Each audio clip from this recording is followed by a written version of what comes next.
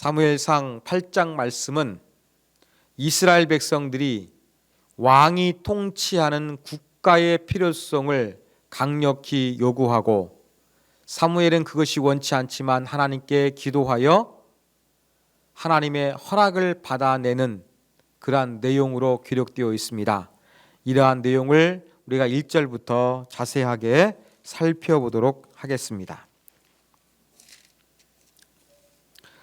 1절 보면 사무엘이 늙었다는 표현이 등장합니다. 신기하게도 성경은 사무엘의 전성기를 언급하고 있지 않아요. 여러분 지금까지 사무엘 강해를 통해 가지고 여러분 사무엘에 대해서 어떤 모습 살펴봤습니까? 어린 사무엘의 모습, 어떻게 태어나게 됐는지, 또 그가 어떻게 이스라엘의 영적 지도자로 자리를 잡아가게 되었는지 이런 내용을 살펴봤습니다. 그리고 미스바에서 그 영적 회개 운동이 일어나고 갑자기 8장에 와가지고는 어떻게 됩니까? 늙었다고 표현합니다. 사무엘이 하나님께 부름받았을 때 몇 살인지는 모릅니다만 30 안쪽일 것 같습니다. 늙었다는 것은 상당히 나이가 많다는데 어떻게 보면 사무엘이 인간으로서 그 최전성기를 활동하고 또 일할 수 있는 그러한 참 전성기 부분은 완전히 빠져 있다는 것이 참 신기합니다. 사무엘이 이렇게 나이가 들었습니다. 사무엘이 전국적인 명성을 얻어갈 때 좀 인기를 얻고 인정을 받았어요. 그래가지고 노년까지 아마 순적하게 그 하나님께서 맡기신 사역들을 감당했던 것으로 보입니다.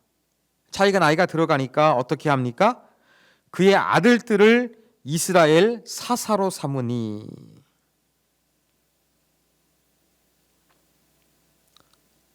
여기에 문제가 있습니다. 사무엘이 위대한 하나님의 사람이지만 여기에서 조금 아름답지 못한 모습을 보여줍니다. 여러분 제가 강해를 하면서 왕과 사사는 다르다고 말씀을 드렸습니다.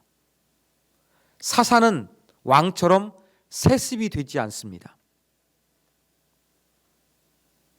필요에 의해서 하나님의 부르심을 따라서 이스라엘을 구원할 사사가 등장했습니다. 그런데 사무엘이 자기가 늙었으니까 자기를 대신해서 이스라엘을 다스릴 수 있도록 자기 아들들을 사사로 삼았던 것이 문제입니다. 장자 요엘, 둘째 아비야, 이들이 브엘세바에서 사사가 되었다고 합니다. 아들이 좀 부족했다는 것을 사무엘도 느꼈는지 두 명이 동시에 한 지역을 통치하게 되었습니다. 다스리게 되었죠. 브엘세바는 어디냐? 백두에서 할라까지라는 표현이 있던 것처럼 이스라엘 영토를 표현할 때 단에서 브엘세바까지, 이 브엘세바는 이스라엘의 최남단입니다. 사무엘이 순회하면서 사역했던 지역과 80km 정도 떨어졌던 먼 거리였습니다. 이 변방에서 사사로 이제 다스림을 시작합니다. 그런데 3절에 보면 그 아들들이 어떠했느냐?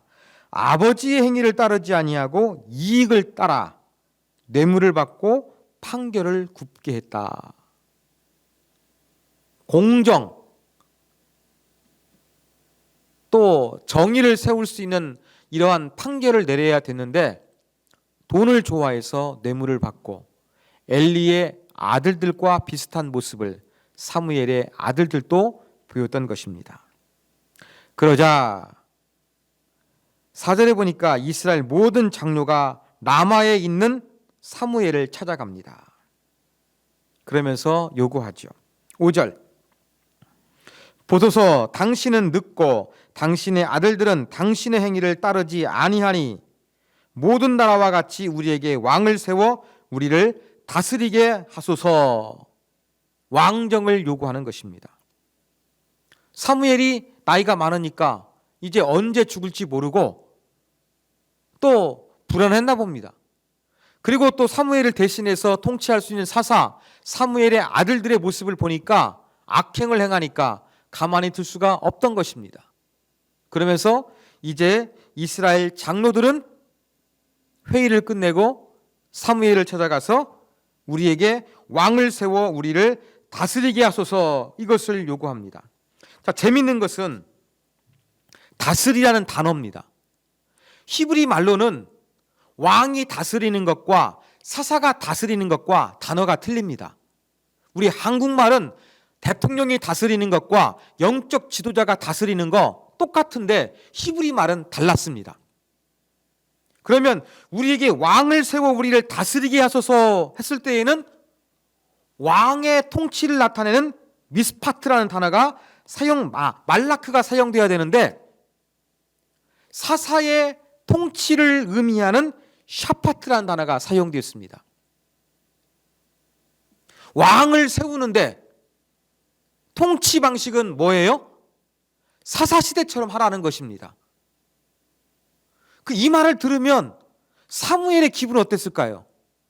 완전히 새술은 새 부대에 담는 것처럼 당신 늙었고 당신 아들들 문제 있으니까 전부 거부하고 왕이 새로운 통치를 하게 해달라, 이렇게 요구하면 좋은데 사무엘 입장에서는 좀 기분이 나빴을 거예요.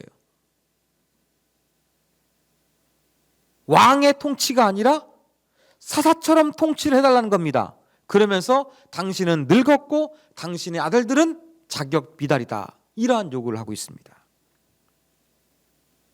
물론 사무엘이 6절에 보니까 이것을 기뻐하지 아니했다고 했습니다. 사무엘의 아들들을 무시해서 기분이 나쁠 수도 있습니다만 더 중요한 것은 지금 이스라엘 장로들의 요구가 상당히 신앙적으로 중요한 것을 지금 건드리고 있기 때문에 기분이 좋지 않았던 것입니다. 자, 여러분, 장로들의 요구, 왕을 세워 우리를 사사처럼 다스리게 해달라 요구했습니다. 여러분, 통치자가 잘못하면 어떻게 되겠습니까? 제도를 바꿔야 되겠습니까? 사람을 바꿔야 되겠습니까? 좀 사람을 바로 세우려는 노력이 필요하지 않겠습니까? 여러분, 왕을 세웠는데, 왕도 제도를 바꿨는데, 왕정으로 바꿨는데, 왕도 얼마든지 권력이 많으니까 부패할 수 있고 자기의 이득을 위해서 권력을 이용할 수도 있습니다. 이렇게 하면 어떻게 하겠습니까? 조금 다스리는 제도가 문제가 아니라 다스리는 지위에 오르는 사람이 어떠한 역할을 하느냐, 어떠한 근본적인 중심을 가지고 있느냐, 이것이 중요한데 이것은 조금 비껴가고 있다는 것입니다. 또 한 가지, 지금 왕을 세워달라는 요구는 좀 심각한 것입니다. 왜냐하면 하나님을 왕으로 섬기는 이스라엘 백성들이 하나님을 거부하는 것이 되기 때문에 그렇습니다. 자, 우리 출애굽기 강해를 통해 가지고 하나님께서 이스라엘 백성들과 언약을 맺으셨습니다. 나는 너희 하나님이 되고 너희는 내 백성이 되리니. 하나님이 왕처럼 이스라엘 통치하시는 것이 바로 이스라엘 신정 통치였습니다. 그런데 이제 이스라엘 장로들이 왕을 세워달라고 요구하는 것은 하나님의 통치보다는 인간 왕을 원한다는 것을 이제 보여주고 있습니다.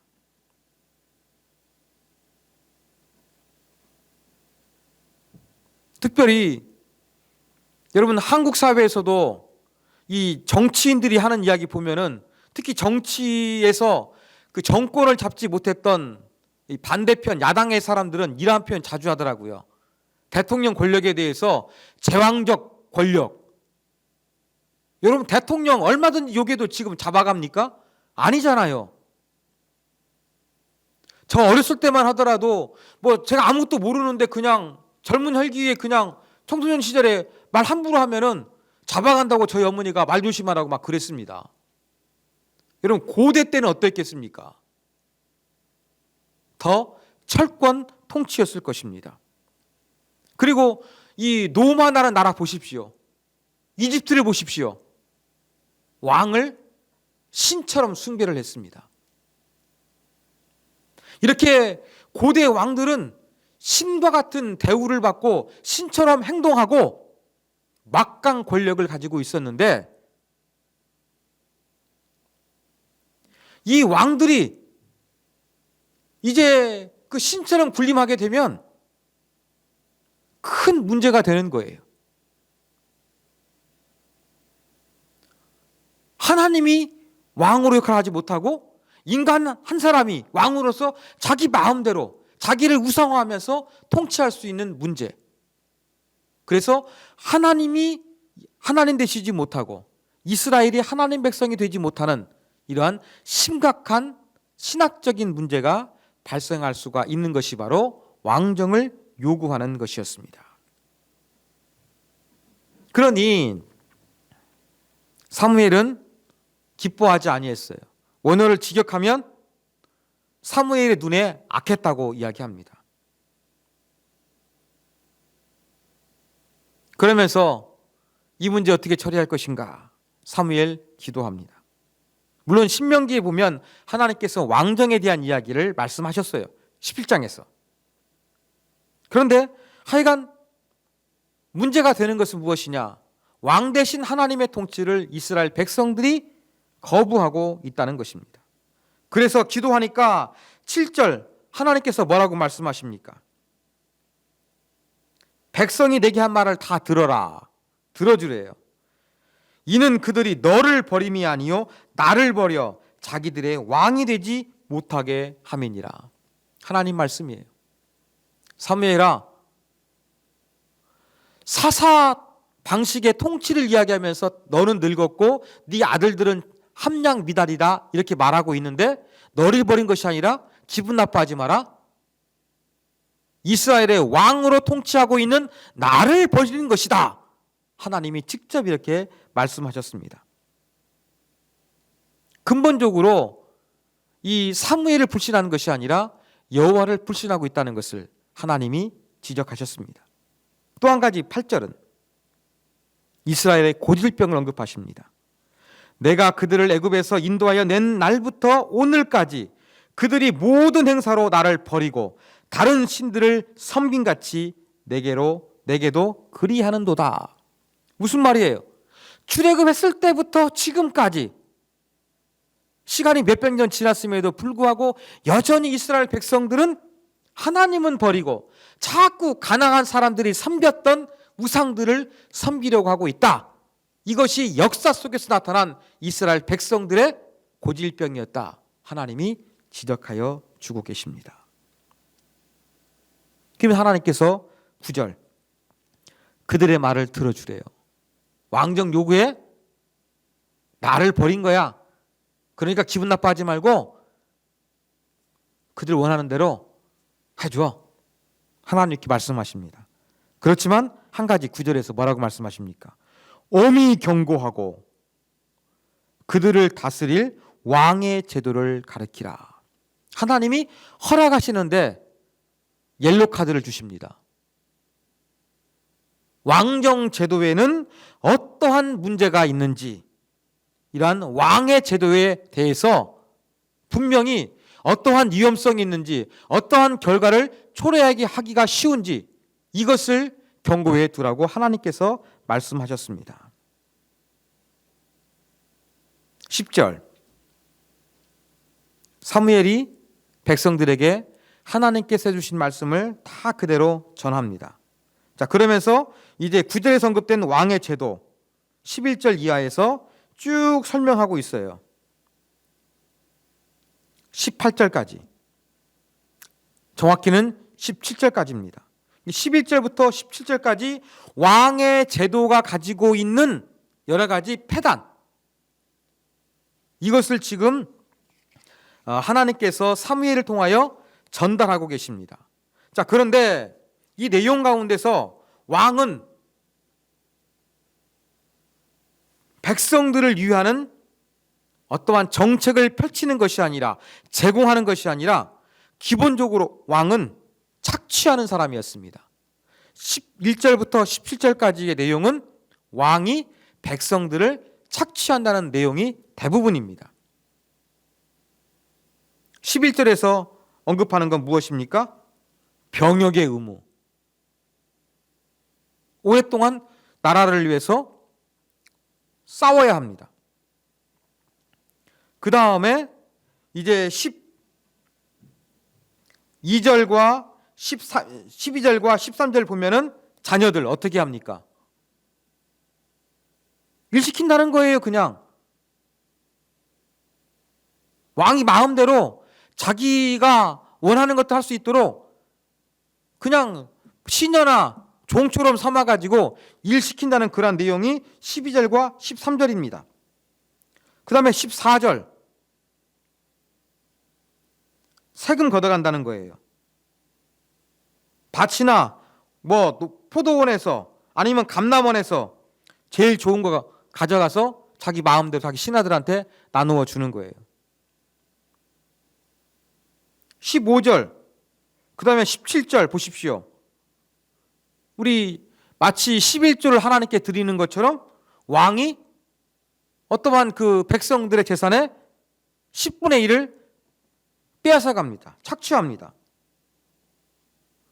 그리고 16절 백성들이 가지고 있었던 뭐 종들이 있어요. 노비가 있어요. 뭐 동물이 있어요. 가져간다는 이야기입니다. 그러면 자식이나 아들이나 딸이나 또 백성들이 가지고 있는 노예들이나 아니면 짐승들이나 아니면은 뭐 농사지는 농토나 아니면 농사를 지어서 얻은 소산물이나 이 모든 것들을 전부 다 왕이 어때요? 자기 마음대로 착취해 간다는 것입니다. 그래서 결론적으로 17절 맨 마지막에 너희가 그의 종이 될 것이라. 왕정 제도가 위험한데 왜 위험하냐? 왕이 막강한 권력을 가지고 백성들을 위하는 정책을 펼치는 것이 아니라 왕이 자기의 권력을 이용해서 자기 이득과 자기 배를 불리게 될 것이기 때문에 마치 너희는 애굽에서 바로의 종이 되었던 것처럼 왕의 종이 될 것이다. 하나님이 이것을 경고하고 계신 거예요. 여러분, 이스라엘 백성들이 왕을 요구하고 있는 것은 좀 전쟁 같을 때 좀 신속하게 대응하기를 원했습니다. 여러분, 부족 국가는 뭐 12지파 장로들 모여가지고 회의하려고 그러면은 12사람이 똑같은 위치에서 회의를 하니까 단합이 잘 안 돼요. 전국적인 그런 어떠한 그 조직과 뭐 행정과 어떤 계획을 이룰 수가 없는 거예요. 사사는 필요에 의해서 한정된 지역에서만 통치했거든요. 근데 왕은 막강한 권력을 가지고 통치해가지고 좀 다른 민족들도 침범하지 못하게 하고 나라의 모든 것들을 잘 개혁을 해서 잘 사는 이스라엘을 만들기를 원했던 것입니다. 그런데 이렇게 잘 살기를 원하고 힘이 강력한 이스라엘 국가가 되기를 원했지만 이 왕정 제도의 문제는 장점만 있던 것이 아니라 이렇게 막강한 권력을 가진 왕이 백성들을 종처럼 노예처럼 부릴 수 있고 군림하는 권력이 될 수 있다는 말씀을 하나님께서 사무엘에게 이스라엘 백성들에게 전달하도록 하셨던 것입니다. 그리고 더 심각한 거 18절 그 나라에 너희는 너희가 택한 왕으로 말미암아 부르짖되 그 나라의 여호와께서 너희에게 응답하지 아니하시리라. 와, 하나님께서 왕 때문에 고통을 당해서 부르짖어 하나님께 기도한다 할지라도 하나님이 응답해 주시지 않겠대요.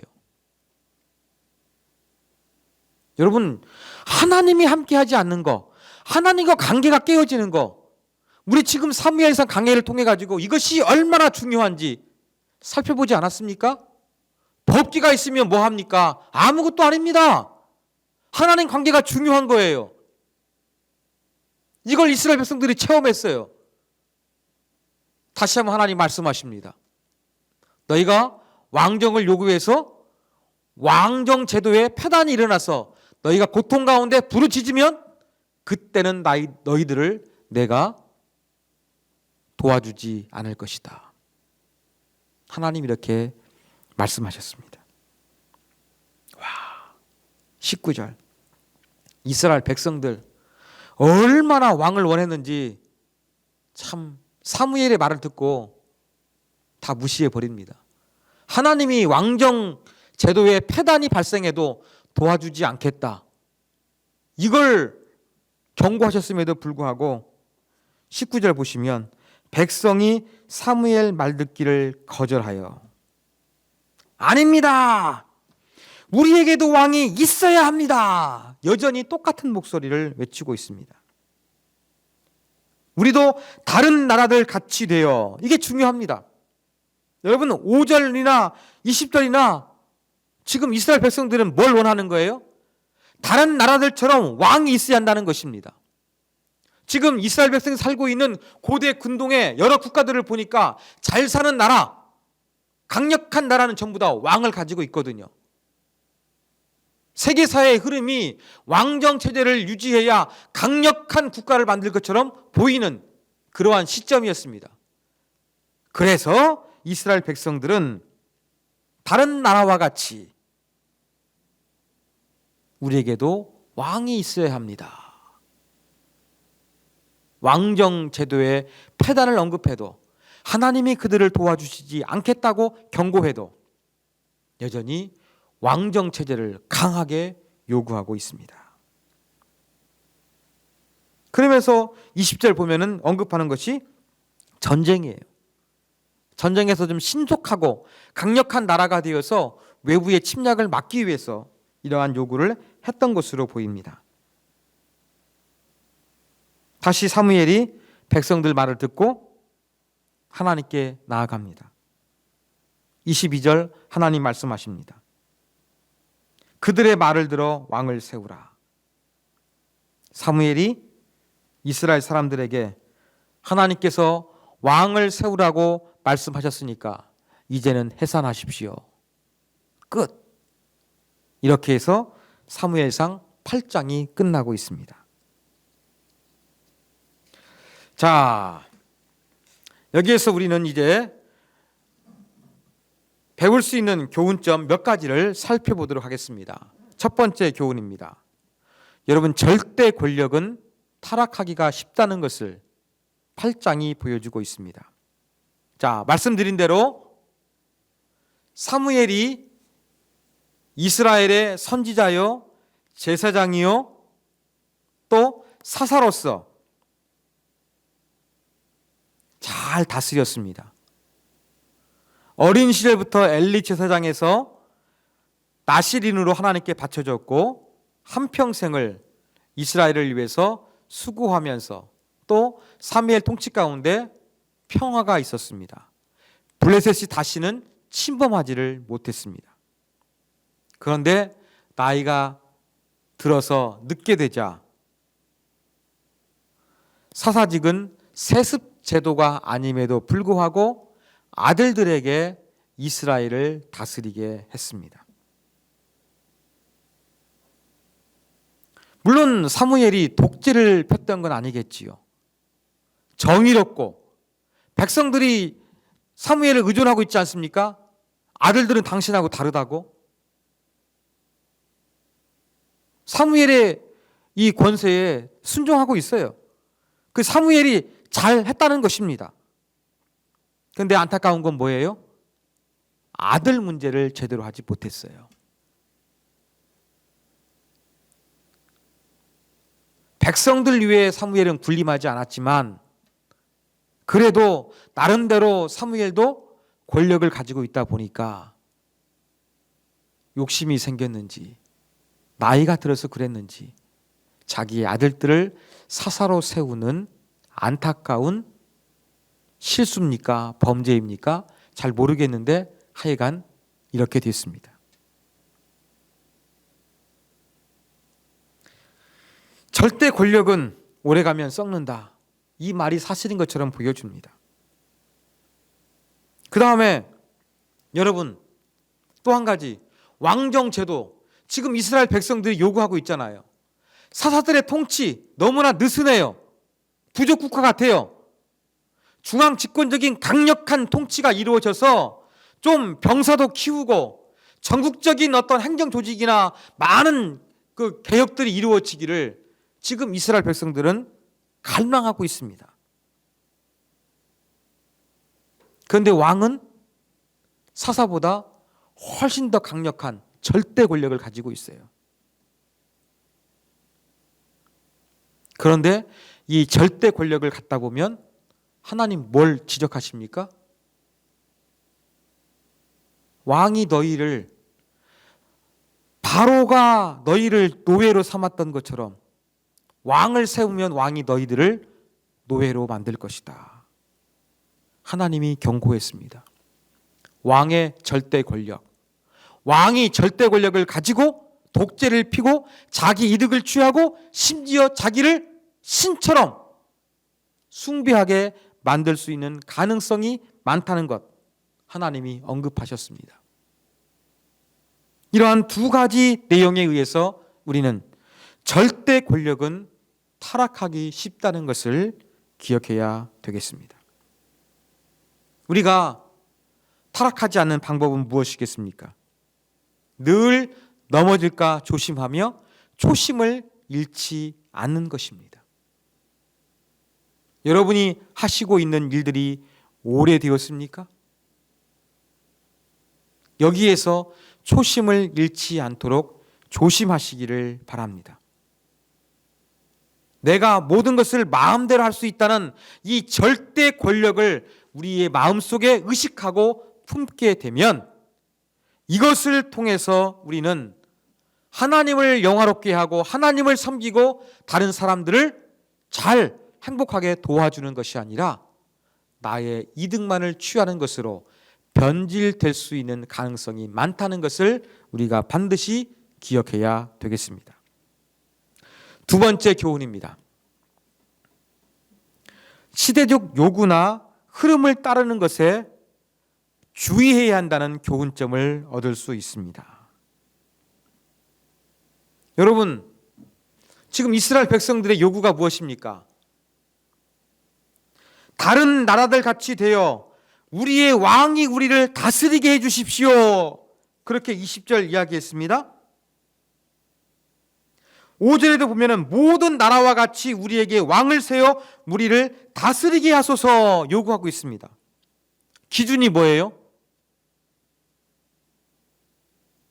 기준이 다른 나라예요.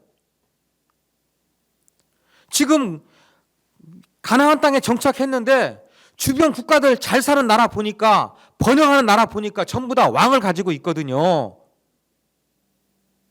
그러니까 지금 이렇게 왕을 가진 나라가 이스라엘 백성들의 눈에는 부러웠던 거예요. 그래서 인간 왕을 강력하게 원했던 것입니다.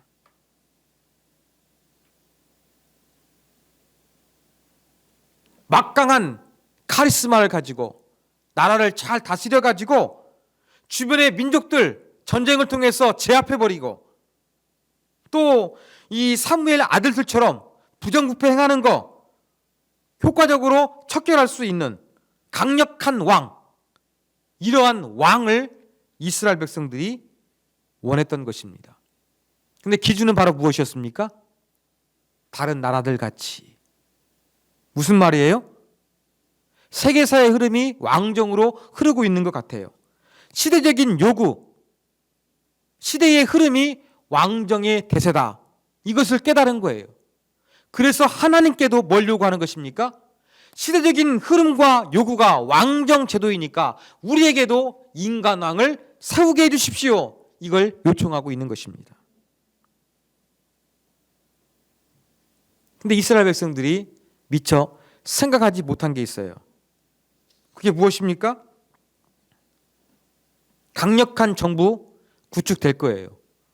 그런데 강력한 권력을 가진 왕은 자기의 이득을 추구하지 백성들의 유익을 추구하지 않는다는 것을 생각하지 못했습니다.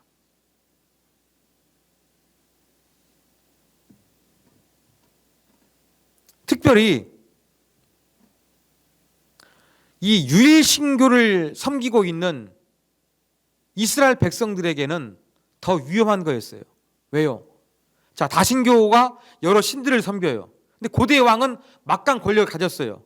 신처럼 자기 스스로를 높였다 그랬죠. 그러면 다신교에서는 여러 신들이 있는데 그냥 인간 왕이 내가 신의 아들이다 이렇게 이야기하게 되면 여러 신들 중에서 플러스 원 하나 늘어나게 된 것뿐이에요. 이스라엘 국가에서는 오직 하나님만이 참 신이십니다. 유일신이에요. 그런데 인간 왕이 그 권력을 가지고 자기 이득을 취해서 자기를 높이게 되면 어떻게 되는 겁니까? 하나님만의 신이 되는 것이 아니라 인간 왕이 신이 되는 거예요. 이것은 영적으로 심각한 문제였던 것입니다. 사랑하는 여러분, 이렇게 지금 눈에 보이는 시대사적인 흐름, 세상의 유행, 세상의 사조, 이것이 대세야. 이렇게 해야 돼. 이렇게 하지 아니하면 우리는 유행과 시대에 뒤떨어져 생각할 수가 있다는 것입니다. 좋아 보이죠? 그게 합리적으로 보이죠? 그 길을 따라가야 될 것처럼 보이죠? 그렇지만 그 시대적인 흐름과 시대적인 대세는 하나님과의 관계를 멀어지게 만들 수 있는 위험성을 가지고 있다는 사실을 우리가 잊지 말아야 할 것입니다. 세상의 유행이나 시대의 흐름, 이것에 빠져서 하나님 중심적인 삶이 흐트러지지 않도록 조심해야 한다는 교훈을 우리가 얻습니다. 기독교 신앙, 진부한 것으로, 시대에 뒤떨어진 것으로 착각하지 마십시오. 그게 아닙니다. 세상을 따라가는 것, 시대의 사조와 유행과 풍조 따라가는 것, 옳은 것처럼 보입니다. 그러나 그것이 하나님과의 관계를 엉망으로 만들 수 있다는 사실을 우리는 분명히 기억해야 될 것입니다. 자, 인간의 눈으로 볼 때에 사사시대 제도적으로 조금 느슨해요. 엉망이에요. 그런데 좋은 사무엘 같은 선지자가 통치하니까 어떻게 됩니까? 블레셋이 침공했습니까? 침공하지 못했습니다. 가나안 지역의 다른 나라들과 이방 민족들과 평화 조약을 체결하면서 나름대로 황금 세대를, 황금 시간을 보내게 되었습니다. 비록 시대사적으로 볼 때에는 조금 뒤떨어지고 느슨한 것처럼 보입니다. 그러나 그 가운데 하나님이 통치하시면 문제가 없어요. 그럼에도 불구하고 자꾸 다른 나라와 같이 왕을 요구하는 것, 이것은 영적으로 하나님과 관계에 심각한 손상을 초래한다는 것을 이스라엘 백성들이 깨닫지 못했습니다. 우리도 이러한 우를 범하지 않도록 조심해야 할 것입니다. 마지막 세 번째 교훈입니다. 하나님은 우리들을 인격적으로 대우하시는 분이시라는 사실을 배우게 됩니다. 여러분, 하나님 오늘 본문에 보면은요, 제가 하나님이라 그러면 자존심이 상하는 일이에요. 저도 자존심이 세가지고 저를 무시하거나 저를 폄하하는 발언하면은 잘 못 참거든요. 근데 하나님이 지금 그러한 입장을 당하고 계세요. 하나님 뭐라고 말씀하셨습니까? 사무엘아, 너 기분 나빠하지 마. 너 버린 게 아니야. 나 버린 거야. 이스라엘 맨날 그랬어. 출애굽기 이후로부터. 고질병이야. 하나님 기분 좋으실까요? 사무엘보다 기분이 나빴으면 나빴지 좋을 시는 없습니다. 그리고 하나님께서 왕정 제도의 그 폐단을 설명하게 하셨어요. 그러면서 왕정 제단의 폐단이 나타나서 너희들이 고통 가운데 나에게 부르짖어 기도하면 나는 그때는 너희를 돌봐주지 않겠다. 하나님이 경고했습니다. 이렇게까지 하나님 경고하시는데 이스라엘 백성들 아닙니다. 우리는 왕이 필요합니다. 끝까지 고집합니다. 하나님 기분 좋으시겠습니까? 인간도 다른 사람 앞에서 자존심이 조금 스크래치만 당해도 기분이 나쁜데 하나님께서 이스라엘 백성들에게 완전히 지금 무시를 당하고 있어요. 하나님께서 이스라엘 백성과 체결한 언약이 완전히 파괴되고 있는 그러한 순간입니다. 하나님 어떻게 하십니까? 왕을 세우는 것이 나쁜 것인데 하나님은 왜 왕정을 허락하고 있습니까? 왕을 요구하는 것이 결국 하나님을 버리는 것인데 왜 하나님은 거절당하시는 것, 이것을 수용하고 계시는 것입니까? 왜 그러실까요?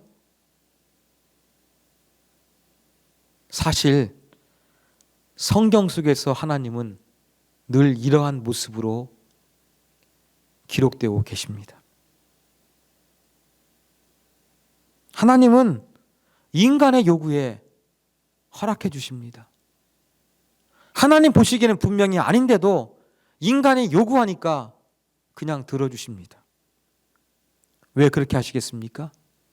하나님은 인격적인 분이시기 때문에 그렇습니다.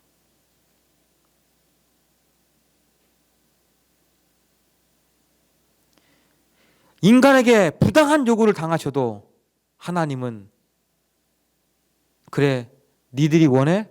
마음대로 해봐. 허락해 줄게. 하나님 이렇게 반응하십니다. 하나님은 인격적이에요. 그래서 스스로가 깨닫기를 원하고 기다리시는 분이십니다. 그렇다고 인간을 포기하는 분이 아닙니다.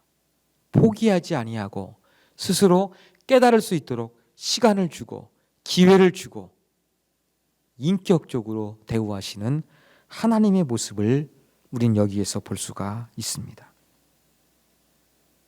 여러분, 조그마한 권력을 잡은 인간 왕은 그 권력을 가지고 자기 이득을 취하면서 백성들을 노예로 삼아버립니다.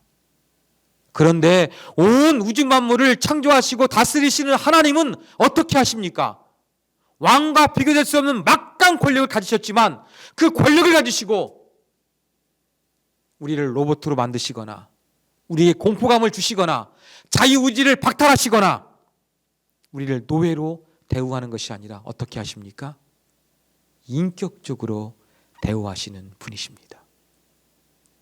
이분이 바로 우리가 섬기는 하나님입니다. 이러한 하나님을 감사하고 이러한 하나님께 영광을 올려드리고 이러한 하나님의 뜻이 아름답게 이루어질 수 있도록 우리가 순종할 수 있는 믿음의 사람이 되어야 할 것입니다.